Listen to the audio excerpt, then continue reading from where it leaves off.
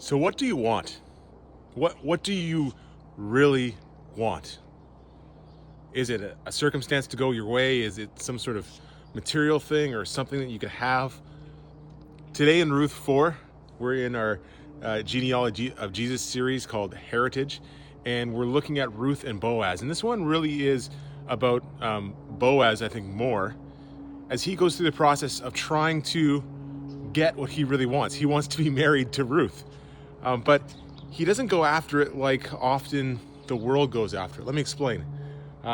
He's met Ruth, who is this widowed Moabite who was married to an Israelite, and now she's come back with Naomi. We talked about her virtuosity and how amazing of a woman she is.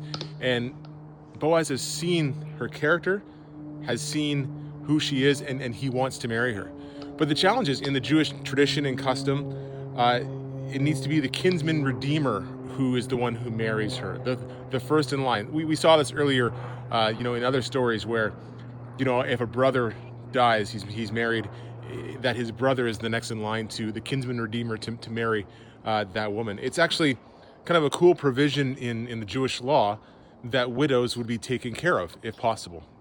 Anyhow, so Boaz is not the next in line. He's the next in line. And so he sets up this situation where he goes and he meets up with the kinsman redeemer. And he says, hey, you're the kinsman redeemer to, basically, if you want, you can have this land. And the guy goes, yeah, I want land. I want the stuff. And he goes, but in order to have this land, you have to marry this widow, because you're the kinsman redeemer. And for whatever reason, the Bible doesn't explain it, but the guy doesn't see that as advantageous. Maybe he has a family already, and then mixing that would be challenging. Maybe like splitting the inheritance or what that does for his own children. I don't know. But he decides, no, I don't want to do that. You can take the land. And so in that, Boaz is the next in line, and he fulfills the role of the kinsman redeemer and marries Ruth. What I find interesting about this is that Boaz goes through the process. He does all the right things. He doesn't rush it.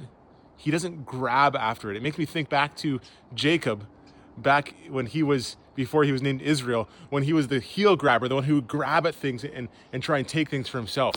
Boaz isn't that way. And it challenges me, and I think it challenges us. The things that we want, the things that circumstances want to go our way, I think we need to bring those before God and then trust him. Not grab at things to make them happen, but to trust God and see what he would do. I hope that's a good word for you today.